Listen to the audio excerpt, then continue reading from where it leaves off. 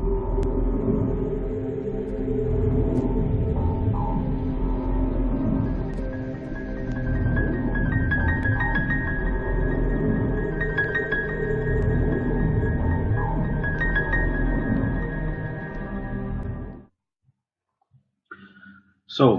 here's the letter. 4th of July 2019. Dear Senator, greetings. If you're holding this letter in your hands, that means that it was not intercepted. That's good. My name is Nisin R. Lopez. I'm a 43-year-old Cuban-American artist based in Miami, Florida. I am contacting you in order to denounce a hideous crime that is being perpetrated against me here in the United States of America. Contract stalking and electronic weapons assaults sponsored by corrupt folks in positions of power. Yes, I am a targeted citizen. I've been experiencing organized harassment sponsored by the authorities since January of 2011. This thing ruined my life.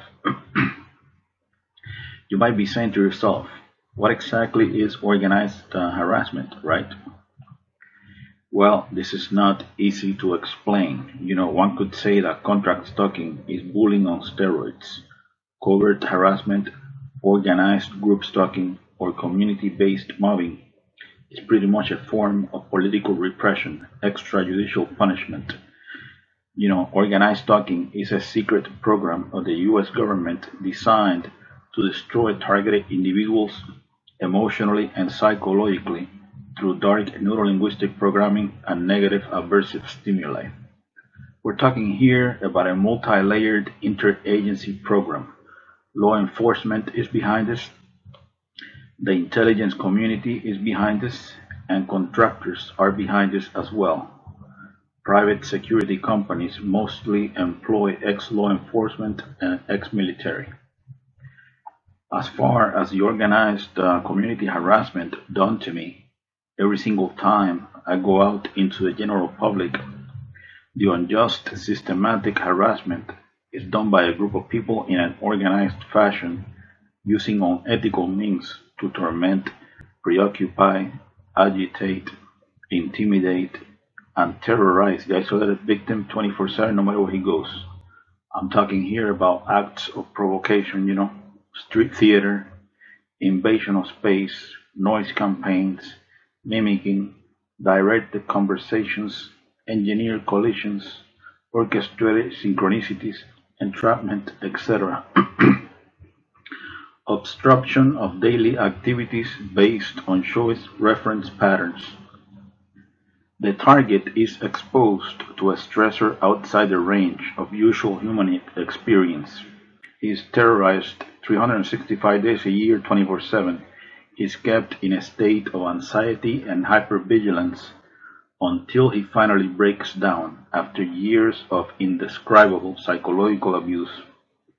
Most victims of this program end up homeless, in jail, or in psychiatric institutions, isolated with no support system, in a state of functional disorientation, broken in spirit. So now, who are the agent provocateurs recruited by the authorities that constantly harass a targeted individual in an organized fashion? Well, they are called surveillance role players. They believe they are patriots and heroes serving a noble cause. They come from all types of social backgrounds. These mindless automatons are brainwashed into believing that the target is a really bad person, a terrorist, a murderer, or a sex offender, like a rapist or a child molester. These perpetrators, they are enlisted through community programs such as InfraGard, Citizen Corps, and Neighborhood Watch. We're talking here about a professional character assassination campaign, a clandestine civil military operation. The command station for organized stalking is the fusion centers. Yes, the fusion centers. The primary fusion center in Florida is the Florida Fusion Center, Florida Department of Law Enforcement, which is located in Tallahassee. and the fusion center that is the closest to me, to my area, is the Homeland Security Bureau Southeast Florida Fusion Center, which happens to be the Fred Taylor headquarters for the Miami-Dade Police Department.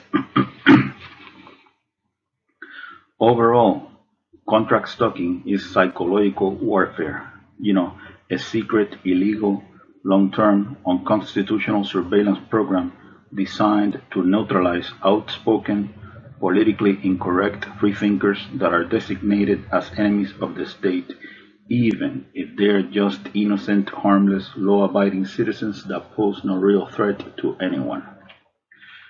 Keep in mind that the watch-listed individual is also subjected to directed energy weapons and other forms of prolonged psychological torture.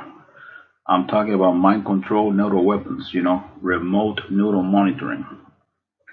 The human test subject is implanted with highly advanced neural nanotechnology that enables brain-to-computer interface integration completion. This secret technology of DARPA flavor enables the handlers to link the target's unique brain signature to their supercomputer. These are some of the things that they can do with this technology.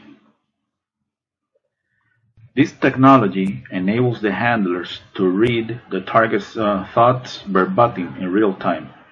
They can tap into the optical nerve and into the auditory system. They can see what you see, and they can hear what you hear. This technology allows the handlers to map out all the target's emotional states, especially negative emotions like sadness, anxiety, fear, anger, etc. They can beam these emotions back into the target anytime. They can even Google your memories. This technology can be used to implant words, phrases, images, and motion pictures into the target's psyche or natural stuff. The idea behind this is to make the target believe that those are his real thoughts when they are not, synthetic telepathy. This technology can be used to control dream cycles and sleep patterns. They can deprive the target of sleep. This technology can be used to control the muscle movement of the target, causing spasms. They can also inflict pain in any part of the body. This technology can be used to sexually manipulate the target. It can make the target feel sexual arousal, or it can sort of turn off the target's sexuality altogether. It can also be used to manipulate the hormones of the target, thus lowering and raising estrogen and testosterone levels in women and men respectively. This technology can also be used to eliminate the target with an artificial heart attack that generates no forensic evidence. Really amazing stuff, right? All the experiences of the subject are stored in a supercomputer that predicts behavior based on past choices. I think the ultimate end of this program is to create a digital clone of the target's brain. They basically got control over your thoughts, feelings, emotions, sensations, etc. Full spectrum dominance, So now, the leader of clandestine operations in the CIA, Elizabeth Kimber, she doesn't know anything about this nasty behavioral modification program. General John W. Raymond, commander of the Air Force Space Command, he doesn't know anything about satellite weaponry and microwave bullets. The director of the Defense Intelligence Agency, Robert P. Ashley, he doesn't know anything about neurosynaptic chips and trauma-based mind control. The Principal Deputy Director of National Intelligence, Susan M. Gordon, she doesn't know that targeted individuals are being forced to lash out. The Assistant Attorney General of the National Security Division, John Charles Demers, of the Department of Justice. He doesn't know about this legalized lawlessness. The director of the FBI's Terrorist Screening Center, Charles H. Cable. He doesn't know this horrendous surveillance abuse is taking place. The Undersecretary of Homeland Security for Intelligence and Analysis, David J. Glow. He doesn't know anything about this black ops. Of course they all know this is going on. They got mainstream media on a leash so that they don't spill the beans. The puppet masters behind these programs, behind this personality disintegration program, because that's what it is, they will do anything, and I mean anything, in order to justify a multi-billion-dollar national security, counterterrorism, corporate military intelligence, police state complex, multi-billion or multi-trillion, who knows.